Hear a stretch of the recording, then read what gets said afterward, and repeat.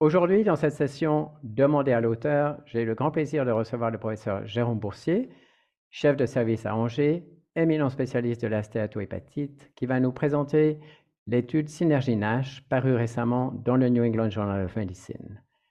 Cher Jérôme, tout d'abord félicitations à toi et à tes co-auteurs pour cette magnifique publication. Peux-tu nous donner le contexte de cette étude?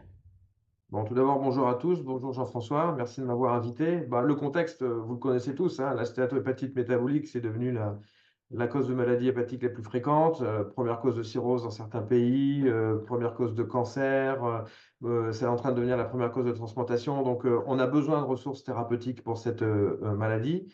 Les régimes diététiques, ça ne marche pas chez tout le monde. On a une classe médicamenteuse, les analogues des incrétines, qui semblent très intéressantes, notamment de par leur perte de poids. Donc, l'idée de cette étude, c'était d'évaluer le tirzépatide, qui est un analogue, un dual agoniste des récepteurs GLP-1, GIP, dans la stéatohépatite métabolique. Et alors, quel est le design de l'étude? Alors, on a inclus des patients qui avaient une MASH avec un score d'activité NAS supérieur ou égal à 4 et une fibrose F2, F3. Donc, c'est les critères classiques, hein. Donc, des patients qui ont quand même une maladie assez avancée. Les patients, ils ont été inclus dans 10 pays, 130 centres. Donc, c'est une étude multicentrique internationale. C'est la phase 2B. Il y a 190 patients qui ont été randomisés dans 4 bras. Le bras placebo, un bras 5 mg de tirzépatide, un bras 10 mg, un bras 15 mg. Les patients avaient une biopsie au départ, un traitement pendant 52 semaines et une nouvelle biopsie à la fin pour juger l'efficacité du traitement. Et alors, quels sont les principaux résultats? Alors, les principaux résultats, les deux grands critères classiques des études de la MASH, tout d'abord, la résolution de la MASH sans aggravation de la fibrose. Par résolution de la MASH, on entend plus de ballooning et une inflammation lobulaire minime ou absente. Donc, en intention de traiter, dans le groupe 15 mg, on montait à 62% des patients qui atteignaient le critère résolution de la MASH sans aggravation de la fibrose, donc ce qui est très important, avec un effet dose-réponse au fur et à mesure des doses. Et en perte protocole, on montait même jusqu'à 73% de patients qui avaient une résolution de la MASH. Pour la fibrose, on avait aussi un effet significatif, avec 50% des patients qui diminuaient leur fibrose d'au moins un stade sans aggravation de la MASH. Mais alors, pour ce critère-là, par contre, on n'avait pas d'effet dose. C'était similaire dans tous les groupes tirzépatides.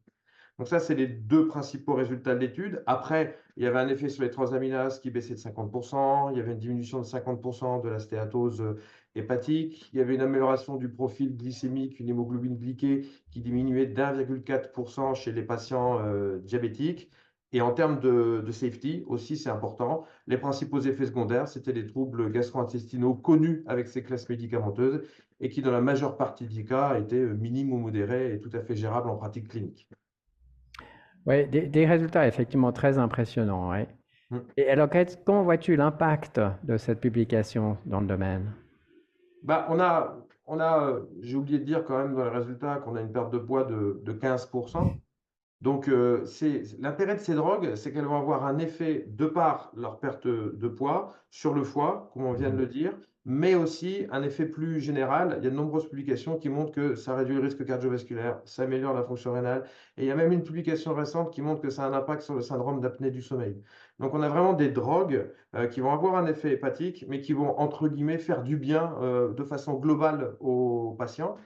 Et ces médicaments sont déjà disponibles en pratique clinique dans certains pays. En France, non, mais je crois qu'en Suisse, vous avez accès aux tirzépatides chez les patients diabétiques. Et Ouais. donc là, déjà, alors qu'on n'a pas de drogues qui sont approuvées pour la NASH, mais déjà, on peut entamer un dialogue avec nos collègues diabétologues et dire que chez le patient diabétique, s'il y a une atteinte hépatique, faire un petit peu du traitement à la carte. Et le tirzépatique, dans ce contexte, apparaît comme un candidat très intéressant pour nos patients. Excellent. Mille merci, Jérôme, d'avoir si bien résumé cette publication. Avec grand plaisir. Merci à vous.